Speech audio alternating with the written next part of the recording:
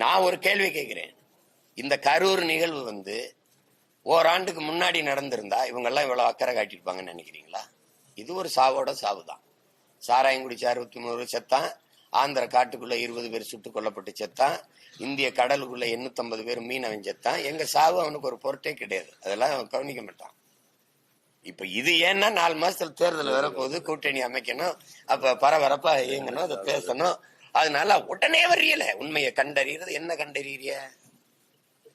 என்ன கண்டறிய? ஒரு நியாயத்தை பேசுங்க. இப்போ நான் ஒரு நிகழ்ச்சிக்கு வந்திருக்கேன்.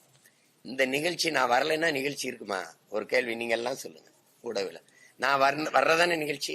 நான் வரலைன்னா இந்த நிகழ்ச்சி இருக்குமா? இப்ப நான் வரலைன்னா அந்த கூட்டம் நடக்குமா? நான் வரலைன்னா இந்த நெரிசல் ஏற்படுமா? நான் வரலைன்னா இந்த மரணம் நிகழுமா? அப்ப என்னுடைய வருகையால நிகழ்ந்த மரணம் தான் அது. அப்படின்னா முதல் காரணம் யாரு? நீங்க தான் பதில் சொல்லுங்களேன்.